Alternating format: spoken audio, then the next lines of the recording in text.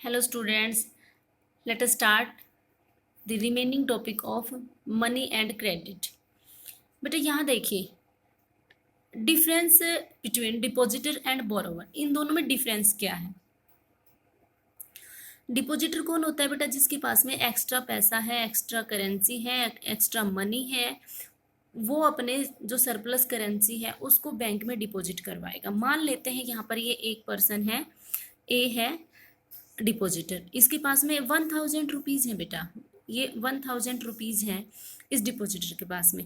अभी क्या करेगा बेटा? ये बैंक में जाके उस पैसे को 1000 रुपये को और ये 3% इंटरेस्ट रेट पर बैंक में डिपॉजिट करवा, deposit at the 3% interest rate in the bank.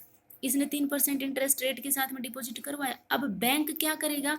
Bank give to the, अब मान लो एक एग्जाम्पल ले रहे हैं बेटा, बैंक क्या करेगा? ये बैंक है बीच में, मान लो भाई ये बैंक है आपका, ठीक है, ये बैंक है।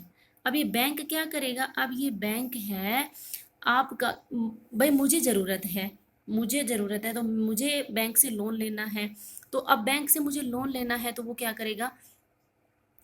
बैंक जो हमने 1000 रुपये को 3% इंटरेस्ट रेट पर डिपॉजिट करवाया है, उसी 1000 रुपये को बैंक क्या करेगा बेटा? जिसको ज़रूरत है उसको लोन दे देगा, बट कितने परसेंट इंटरेस्ट रेट पर? 9% इंटरेस्ट रेट पर। अब देखो डिफरेंस हो गया बेटा, 9% पे दिया और 3% हमें देना है। 9% minus 3% is equal to 6%।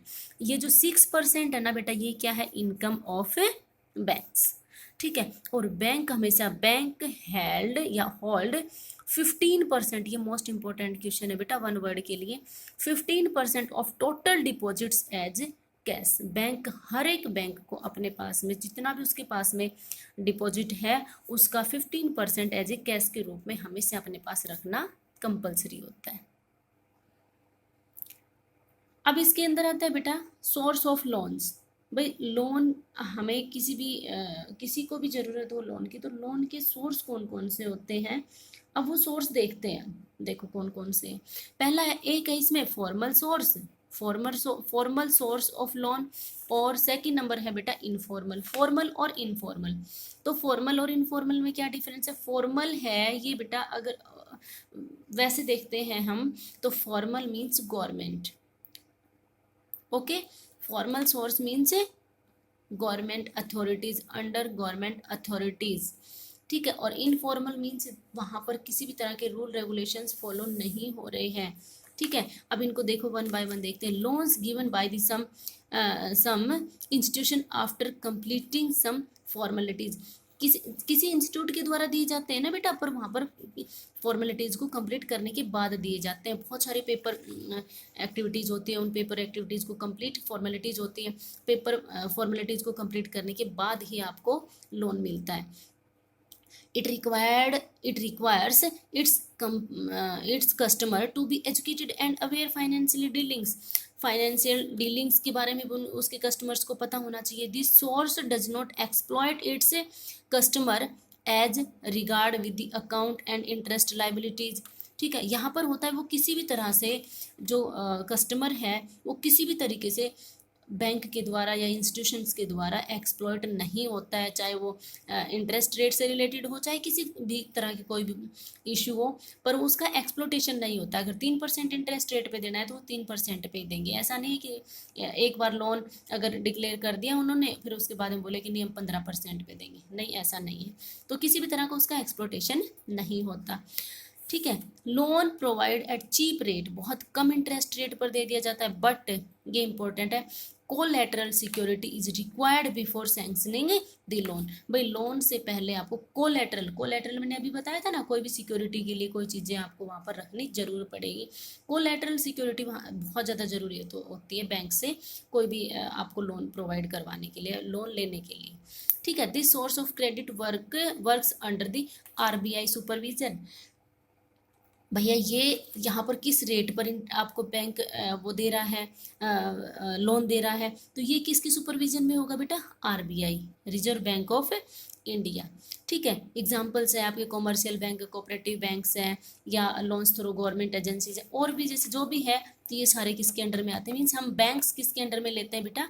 Formal source of loans. अब इनफॉर्मल में कौन से आते हैं बेटा, इनफॉर्मल वाले देखो, इट डज नॉट रिक्वायर, अब यहाँ पर जो हमने पढ़ा इसके जस्ट अगेंस्ट में कर दो, does not required any type of formality, किसी भी तरह की फॉर्मेलिटी की, लोन लेने के लिए किसी भी तरह की फॉर्मेलिटी की ज़रूरत नहीं है, किसी भी तरह का यहाँ पर कस्टमर को एजुकेटेड, पढ़ा लिखा या फाइनेंशियली मतलब ट्रांजेक्शन से रिलेटेड उनको अवेयर होने की कोई ज़रूरत नहीं है। यहाँ पर कस्टमर को बहुत ज़्यादा एक्सप्लोटेशन होता है, आपने 9th क्लास में पढ़ा होगा चैप्टर फर्स्ट में, वो क्या नाम है उसका, सविता 24% इंटरेस्ट रेट पर तेजपाल से लोन लेती है, तो वो इनफॉर्मल सोर्स है लोन लेने का, ठीक है। हायर इंटरेस्ट, बहुत ज़्यादा एक्सप्लोटेशन होता है, बहुत ज़्यादा इंटरेस्ट रेट होता है, पर किसी भी तरह की कोलैटरल सिक्योरिटी की ज़रूरत यहाँ पर नहीं होती। इट डज नॉट हैव, कोई भी सुपरविजन इंस्टीट्यूशन नहीं होता उसके ऊपर काम करने के लिए, कोई भी, इसमें मनी लेंडर्स हैं, ट्रेडर्स हैं, फ्रेंड्स हैं, लैंडलॉर्ड्स हैं, या अदर सोर्स है, किसी से भी ऐसे उधार ले लेना वो इसी के अंडर में आता है, ठीक है। इसका मतलब फार्मर्स को अगर फॉर्मल सोर्स से लोन मिलता है तो वो बहुत ही ज़्यादा फ़ायदेमंद होता है, वो अपने डेवलपमेंट के लिए किसी भी तरह के एजुकेशनल या एग्रीकल्चरल एक्टिविटी को इम्प्रूव करने के लिए वो यूज कर सकते हैं, ठीक है। अब उसके बाद में आता है बेटा एक self help group, SHG, self help group है क्या, सेल्फ हेल्प ग्रुप इज भैया ये सबसे अभी लेटेस्ट आइडियाज़ है, provide loan to poor people specially womens, ध्यान रखना, ठीक है, पुअर पीपल को थ्रू देयर ओन ऑर्गेनाइजेशन। बेटा ये 10-15 लोगों का, 15-20 लोगों का अपना एक ग्रुप होता है, बहुत गरीब लोगों का होता है, और मेनली यहाँ पर फीमेल्स काम करते हैं, और आसपास की फीमेल्स मिलके अपना एक छोटा सा ग्रुप बना लेती हैं, मंथली 20 रुपये, 25 रुपये, 100 रुपये अपना कुछ वो डिपॉजिट करवाती रहती है, इकट्ठा करती रहती है, सेविंग की हैबिट्स भी हो जाती है उसमें, और उन्हीं मेंबर्स में से, ध्यान रहे, और किसी को लोन नहीं देते हैं, उन्हीं मेंबर्स में से किसी एक को, जिसको भी ज़रूरत होती है उसी को ये क्या कर लेते हैं बेटा, मतलब लोन देते हैं, ठीक है। देखो इन दिस स्कीम, ये एक तो रिसेंट का है, पुअर पीपल्स के लिए है, 15-20 मेंबर्स होते हैं, पर्टिकुलरली वुमेन होती है आसपास की, कलेक्ट फंड थ्रू सेविंग, अपनी सेविंग से थोड़ा बहुत कुछ बचा लेती हैं, और मेन आइडिया है मंथली, इसमें मंथली कंट्रीब्यूशन होता है, वेरिंग भाई 20 रुपये, 25 रुपये, 100 रुपये, या इससे भी ज़्यादा हो सकता है, ठीक है। किसी भी मेंबर को मिल सकता है, किसी जो इसका मेंबर नहीं है उनको नहीं मिल सकता, जिसको भी फाइनेंशियली प्रॉब्लम है उसी को इसमें लोन प्रोवाइड हो सकता है, ठीक है। और ये बहुत ही नॉमिनल रेट ऑफ इंटरेस्ट होता है इनका, बहुत ही कम इंटरेस्ट रेट पे दे देते हैं, और इस तरह के जो ग्रुप्स हैं, ये अगर किसी एक मेंबर को अगर प्रॉब्लम हो गई तो ये पूरा ग्रुप एक साथ जाके और ये बैंक से भी लोन प्रोवाइड करवा सकता है, बैंक के भी इनको लोन दे देता है, ठीक है। सच लोन्स, और वो मिलेगा वो देंगे किसी एक को, बट वो भरेंगे वो सारे मेंबर्स मिलके, ठीक है।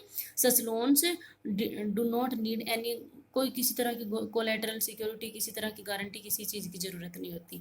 इसका ऑब्जेक्टिव क्या होता है, to promote saving habits among the member, saving habits को इम्प्रूव करता है ये।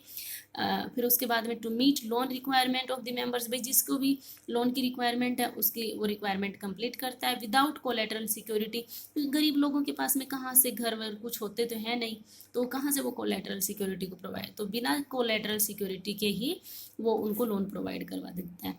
Help in making women section self reliant, भाई वुमेन्स को सेल्फ डिपेंडेंट बनाता है बेटा, प्रोवाइड चीप इंटरेस्ट रेट या cheap loan, bring awareness among the people, लोगों के अंदर अवेयरनेस बहुत ज़्यादा क्रिएट करता है ये, ठीक है।